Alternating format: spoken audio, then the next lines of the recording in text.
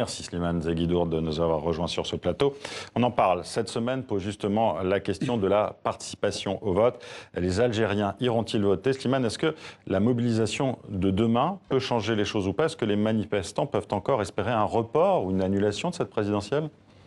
C'est très peu probable dans la mesure où cette élection, la date a été fixée par l'homme fort du pays, le général Ahmed Gaïd Salah, qui est le chef d'état-major de l'armée.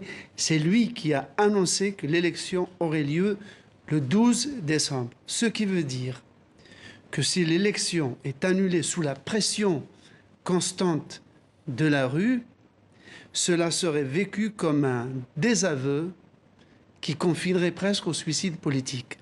Donc, l'élection, sauf coup de théâtre, on ne peut rien exclure en Algérie, aura lieu quel que soit le nombre de participants à cette élection. Alors, Harouna Padiane du Burkina Faso nous a envoyé une question. Il nous dit qu'avec tout le rejet observé de cette élection, les gouvernants de cette transition algérienne devraient tout simplement reporter ce scrutin, parce que le fiasco est selon lui quasiment assuré. Et il pose cette question: quelle légitimité aura celui qui sortira vainqueur de cette élection? Pour les manifestants qui se déplacent chaque semaine à travers tout le pays, bien sûr, non seulement il n'aura pas de légitimité, mais en plus, son élection apparaîtra à l'ensemble de ces manifestants comme une sorte de coup de force qui aggrave encore le caractère illégitime, illégal du chef de l'État.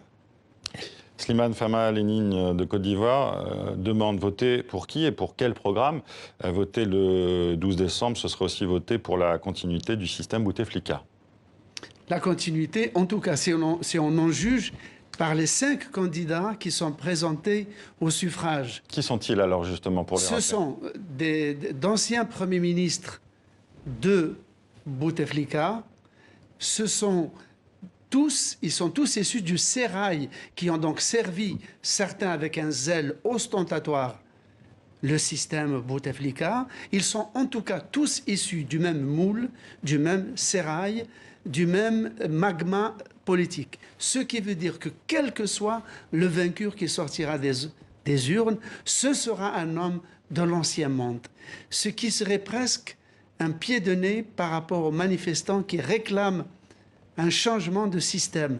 Leur ramener quelqu'un du même système, ça laisse perplexe. Parce qu'on aurait pu trouver des inconnus, des nouveaux, des gens à peu près vierges de tout casier judiciaire politique. Eh bien non, ce sont les anciens du sérail, les vieux pontes du régime qui sont encore resservis, en les présentant comme des gages de changements spectaculaires.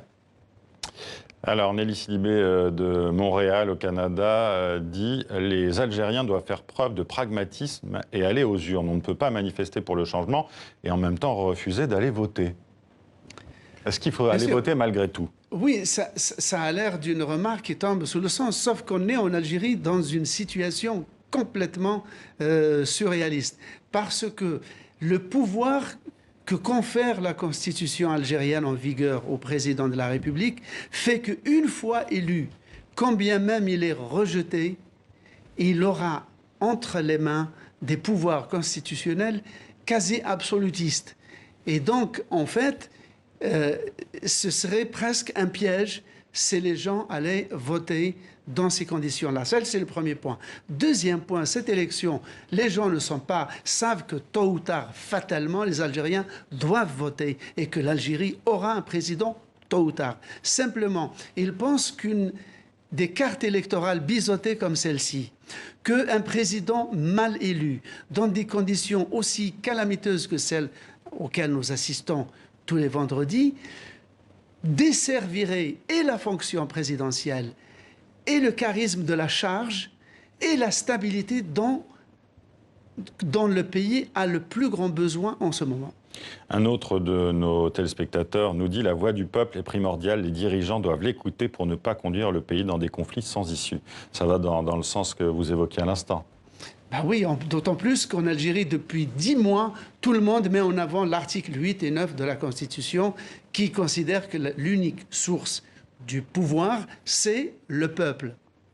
Or, il y a ce peuple qui est nombreux, qui est constant, qui est déterminé dans toutes les villes du pays qui sort chaque semaine, et qui dit qu'il ne veut pas... Il n'y a pas eu d'essoufflement, réellement. Non, pas du tout. Et on le verra demain que probablement ce sera encore une surenchère, en plus, et par le nombre et par la détermination. Maintenant, je pense, si vous voulez, le vrai problème, c'est une question de génération et de langage entre le pouvoir en place et la population. Le pouvoir en place croit que la population lui demande des têtes, qu'elle veut une vengeance sur telle ou telle figure honnie. D'où notamment le procès qu'on évoquait avec Khaled tout à l'heure. Oui. Absolument. Et il n'en manque pas des figures absolument honnies. La population ne demande ni vengeance, ni exil, ni bannissement des anciens responsables. Ce qu'elle estime, elle n'estime même pas que ce régime est dictatorial. Elle estime tout simplement qu'il est caduc. C'est-à-dire que même avec sa meilleure bonne volonté, son langage, ses schémas de pensée, ses méthodes de travail, la façon dont il met en œuvre même cette campagne électorale, montre qu'il n'est plus en phase avec la population. Quels sont les risques après cette élection? Est-ce qu'il peut y avoir des violences post-électorales, par exemple? Est-ce qu'on peut imaginer ça? Alors, des violences, disons comme ça, massives, concertées, je ne crois pas. D'abord, les Algériens ont été vaccinés contre la violence pendant 10 ans de guerre civile et 200 à 250 000 morts. Donc ils ont compris, non pas par pacifisme, ils ont compris que la violence est un problème en elle-même et qu'elle ne règle pas les problèmes. C'est ce qu'on voit d'ailleurs avec ces rassemblements le vendredi, il n'y a pas de violence. Hein. Il n'y a pas une seule vitrine brisée, une seule femme houspillée, absolument pas d'insulte vraiment ad hominem. Ce qui se passe, c'est que ce qui pourrait se passer, qu'il peut toujours y avoir des agents provocateurs dans une manif qui peuvent, ce qu'à Dieu ne plaise, commettre des actes de provocation qui pourraient entraîner, par boule de neige, un état de panique et peut-être un dérapage regrettable, voire même très très grave. Mais on n'en est pas là. Je pense que la population est très déterminée, mais pacifique, et le gouvernement, malgré les arrestations de blogueurs, d'artistes, même de caricaturistes, jusqu'à maintenant, les armes, la poudre n'a pas parlé et c'est plutôt un signe positif. Merci Slimane Zeguidour d'avoir été avec nous pour nous éclairer une semaine avant la présidentielle en Algérie.